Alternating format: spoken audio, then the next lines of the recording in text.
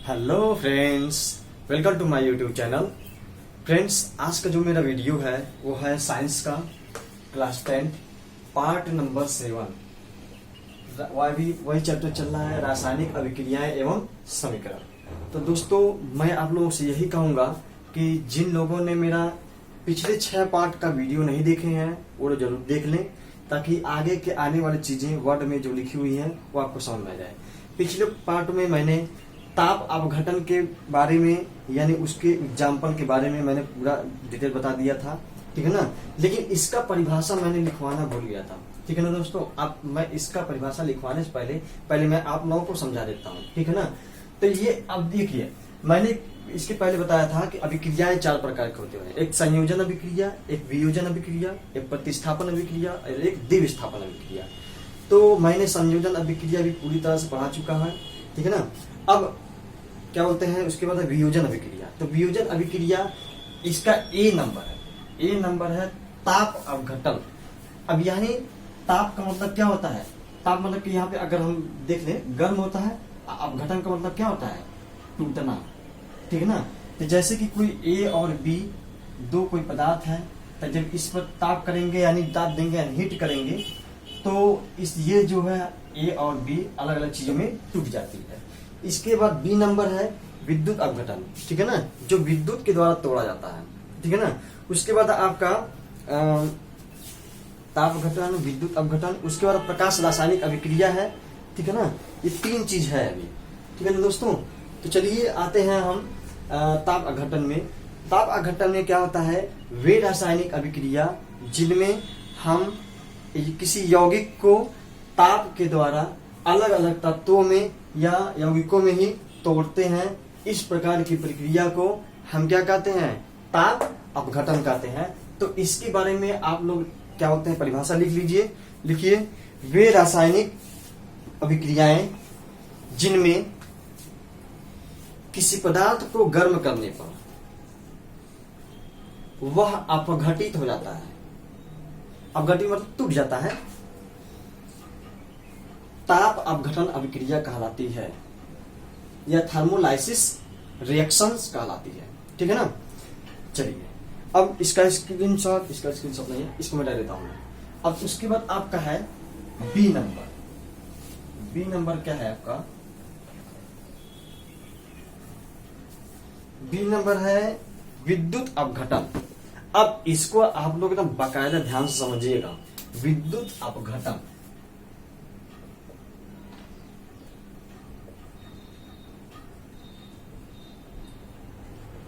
इसका इंग्लिश है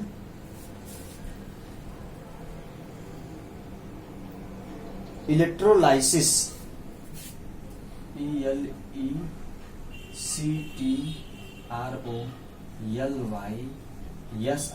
इलेक्ट्रोलाइसिस। या दूसरा इंग्लिश है इसका इलेक्ट्रोलाइटिक, ELECTROLYTIC,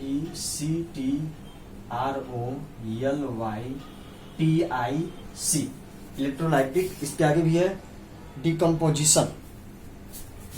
यहाँ जगह नहीं है, मैं यहाँ पे लिख दे रहा हूं DECOMPOSITION,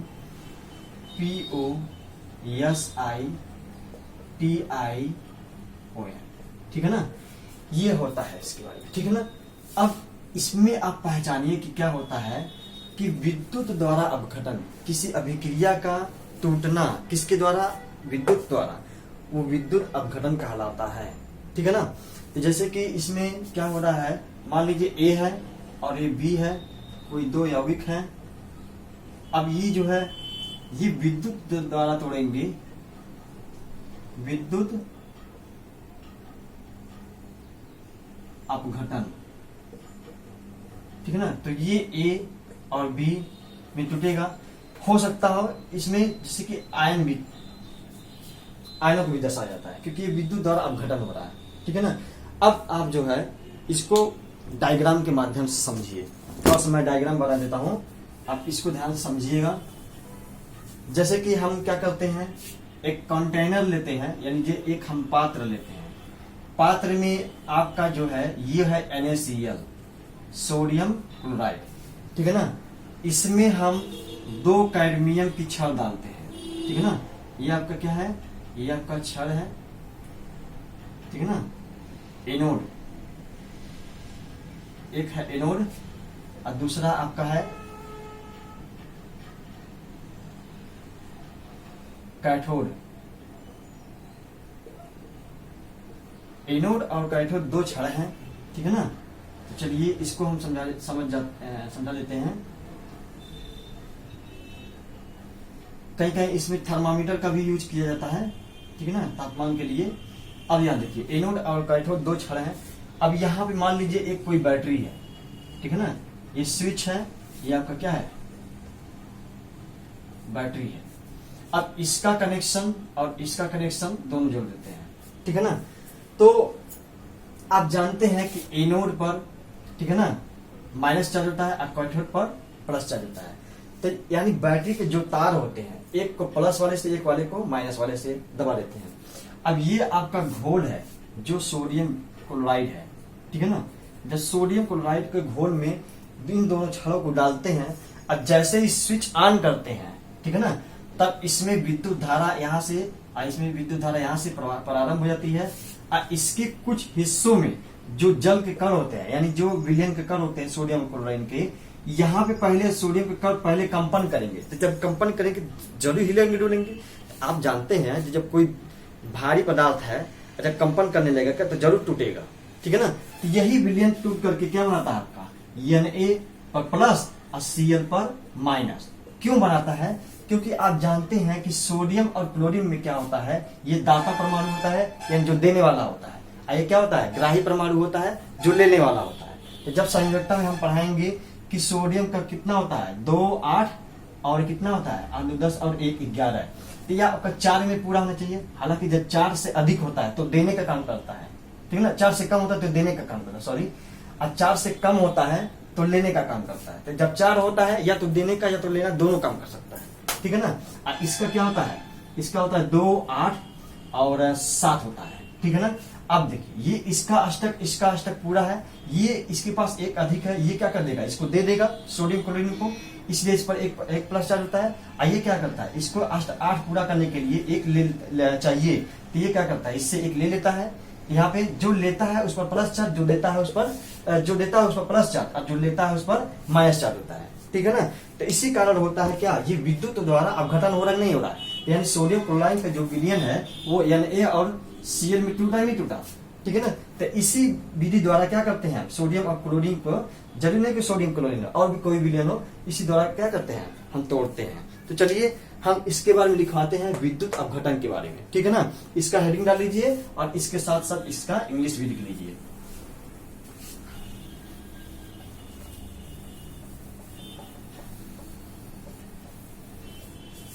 अब लिखिए विद्युत अपघटन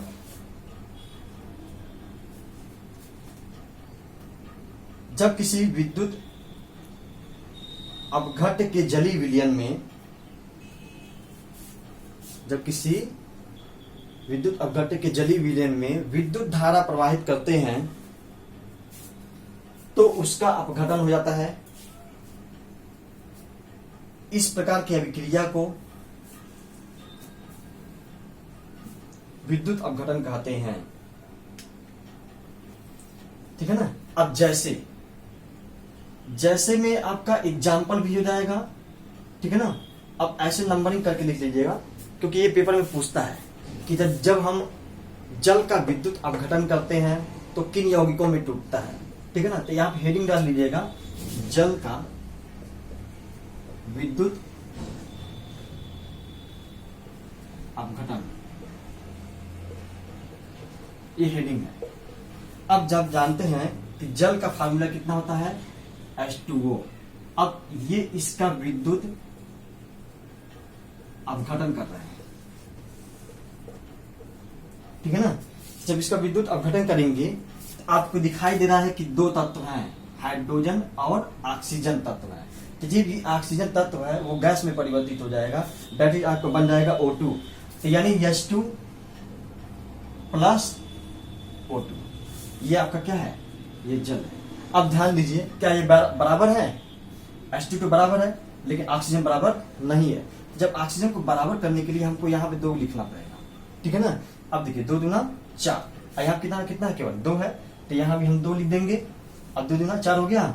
अब देखिए ये ऑक्सीजन कितना हो गया, 2, और ऑक्सीजन 2 हो गया। ये हो गया आपका हाइड्रोजन। आइए क्या हो गया, ऑक्सीजन।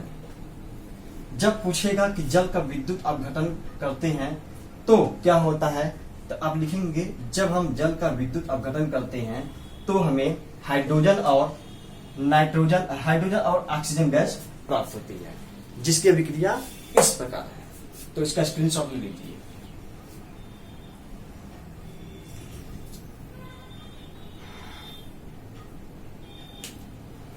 ठीक है ना। इसको हिंदी में बना के लिखवा सकते हैं तो लिख सकते हैं आप, ठीक है। सॉरी,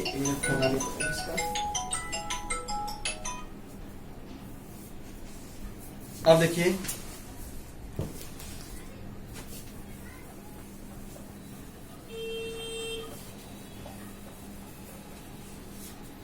अगला टॉपिक मैंने बता दिया था, इसमें बी नंबर NaCl का विद्युत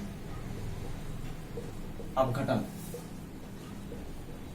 अब ध्यान दीजिए, यानी सोडियम क्लोराइड का विद्युत अपघटन। अब यहां देखिए NaCl का जब हम विद्युत अपघटन करेंगे, विद्युत घटन, तो इसमें भी 2 तत्व है, सोडियम और क्लोरीन, ठीक है ना। तो सोडियम और क्लोरीन ये Cl2 में टूटता है, ठीक है ना। यहाँ पे Cl का कितना भाग है, 1 भाग है, तो यहाँ पे 2 करेंगे तो इसका भी कितना हो जाएगा, 2 हो जाएगा, ठीक है ना। ये आपका साधारण नमक यानी सोडियम क्लोराइड। आइए क्या क्या है, केवल सोडियम है, क्या है, क्लोरीन है, ठीक है ना। इसका भी पूछेगा कि जब हम सोडियम क्लोराइड का विद्युत अपघटन करते हैं तो कौन सा गैस प्राप्त होती है, तो उसका आप उत्तर लिखेंगे इसी तरह। जब हम सोडियम क्लोराइड का विद्युत अपघटन करते हैं तो हमें सोडियम और क्लोरीन गैस प्राप्त होती है, ठीक है ना। अब ये 2 कहां से आया, ये तो आप अच्छी तरह जानते हैं। मैं फिर से बता दे रहा हूं कि यहाँ पे Cl है, ये Cl2 में परिवर्तित हो जाता है, क्योंकि ये गैस में परिवर्तित हो जाता है, ठीक है ना, क्योंकि इसमें सोडियम क्लोरीन है। अब यहाँ पे Cl2 हो गया, यहाँ पे Cl2 करने के लिए यहाँ पे 2 से गुणा किए हैं। अब यहाँ पे भी 2 Na हो गया, तो यहाँ पे 2 Na से गुणा कर दिए, अब पूरा बैलेंस हो गया, ठीक है दोस्तों।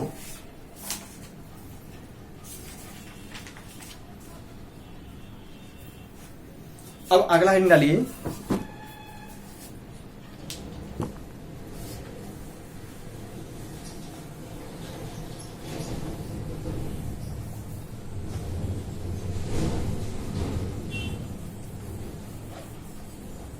एक चीज जान लीजिएगा, विद्युत अपघटन को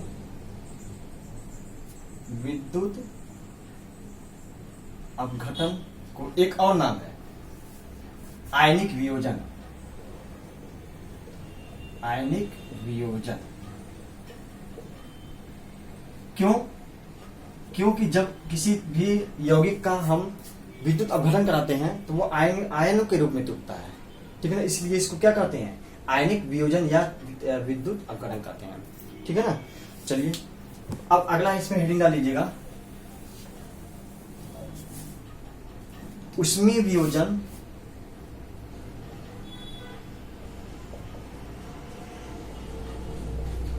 तथा आयनिक वियोजन में अंतर।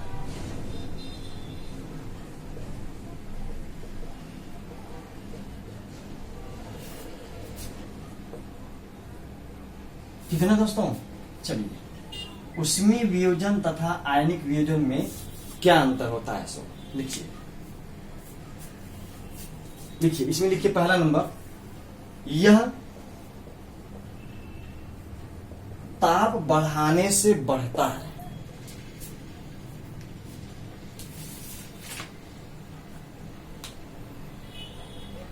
इसमें लिखिए पदार्थ को जल में घोलने से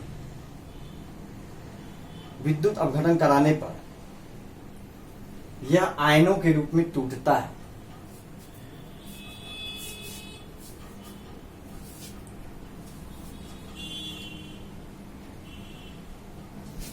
इसमें लिखिए इसके अणु, इसके उत्पाद के अणु उदासीन होते हैं।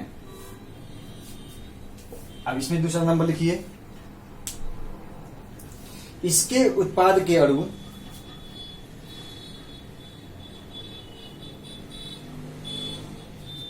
आवेशित होते हैं। आवेशित क्यों? क्योंकि वो आयनों के रूप में टूट जाते हैं, ठीक है ना।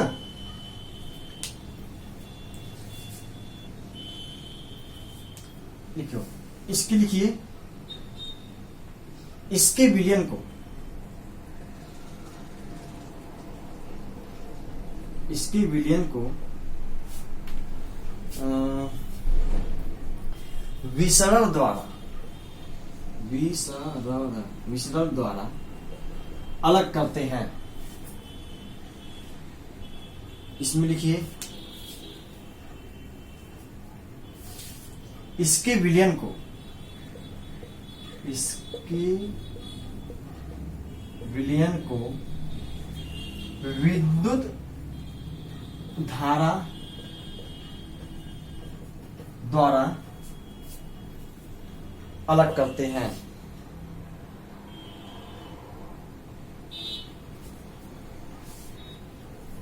इसमें लिखिए इसके लिए माध्यम की आवश्यकता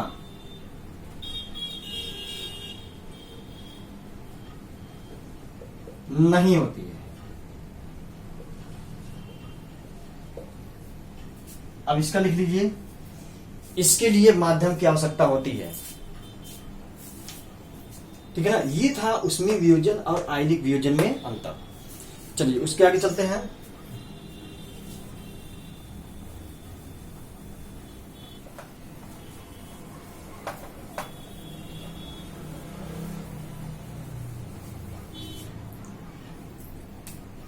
सी नंबर है प्रकाश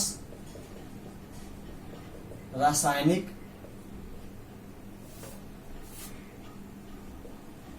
अभिक्रिया।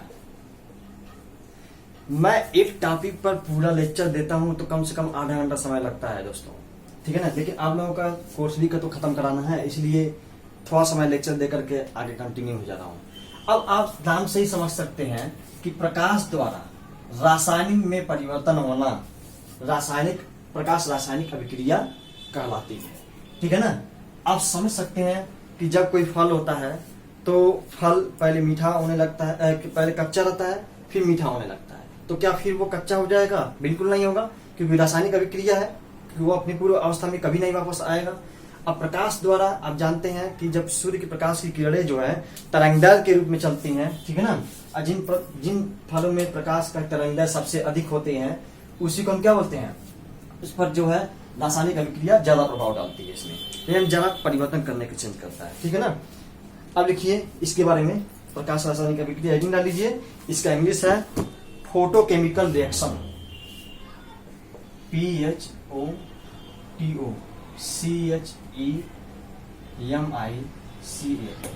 फोटोकेमिकल रिएक्शन, REACTIONS, ठीक है ना। अब लिखिए इसके बारे में, लिखिए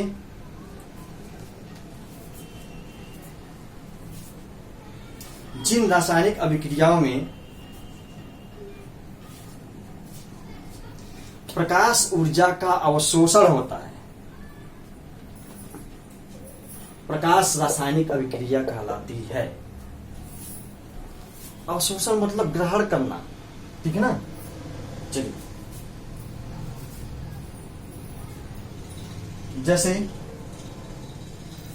जैसे करके लिख लीजिएगा प्रकाश संश्लेषण, प्रकाश संश्लेषण। अब जान रहिए कि प्रकाश संश्लेषण में पूछता है कि ये भी प्रकाश संश्लेषण अभिक्रिया किसे कहते हैं, ठीक है ना। तो ये भी देख लीजिएगा। तो प्रकाश संश्लेषण की अभिक्रिया के लिए क्या होती है, CO2 की आवश्यकता होती है और हमें जल की आवश्यकता होती है, और इसके बाद क्या होता है, सूर्य का प्रकाश, सूर्य के प्रकाश की आवश्यकता होती है। आइए किसकी उपस्थिति में कारक है, पर्णहारिम, ठीक है ना। इसका दूसरा नाम, इंग्लिश नाम क्या होता है, क्लोरोफिल।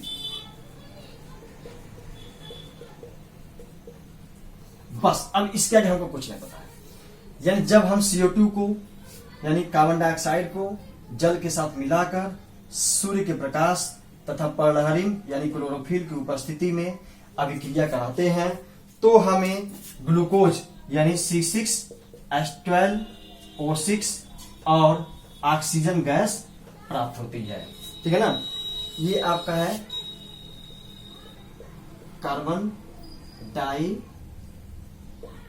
ऑक्साइड, ये आपका क्या है, जल है। ये किसका सूत्र है, ग्लूकोज, ग्लूकोज स लिखिए चाहे ज लिखिए, दोनों ही। ये आपका क्या है, ऑक्सीजन है। अब देखिए क्या ये बैलेंस है, नहीं है। यहां देखिए कार्बन का 6 भाग है, यहाँ पे कार्बन का कितना भाग है, केवल 2 भाग है, तो हमको यहाँ पे 6 करना पड़ेगा। अब यहाँ देखिए कार्बन तो बैलेंस हो गया, ठीक है ना। अब चलते हैं ऑक्सीजन पर, तो 6 दूनी 12, 12 अधिक 13। अब देखिए 6 2 8, क्लियर तो हो नहीं रहा है, ठीक है ना। अब चलते हैं हाइड्रोजन को, अगर बैलेंस करते हैं तो हाइड्रोजन यहाँ पे 12 है, तो यहाँ क्या कर देंगे, 6 कर देंगे, तो 6 दूनी 12, यानी हाइड्रोजन भी 12, यानी कार्बन और हाइड्रोजन 2 चीज बैलेंस हो गया। अब बचा ऑक्सीजन, तो 6 दूनी 12, अब 12 6 18। अब यहाँ देखिए यहाँ केवल कितना है, 6 है, तो यहाँ क्या करना पड़ेगा, 6 करना पड़ेगा। अब 6 दूनी 12 6 18। अब तो क्लियर हो गया ना। चलिए, यानी जब हम कार्बन डाइऑक्साइड को और जल को मिलाकर सूर्य के प्रकाश और पर्णहरिम की उपस्थिति में अभिक्रिया कराते हैं, तो हमें ग्लूकोज और ऑक्सीजन प्राप्त होता है। इस प्रकार की अभिक्रिया को प्रकाश संश्लेषण अभिक्रिया कहते हैं, प्रकाश रासायनिक का अभिक्रिया कहते हैं, ठीक है दोस्तों। तो चलिए आज के लिए दोस्तों बस इतना ही वीडियो बना सकता हूँ। जय हिंद, जय भारत।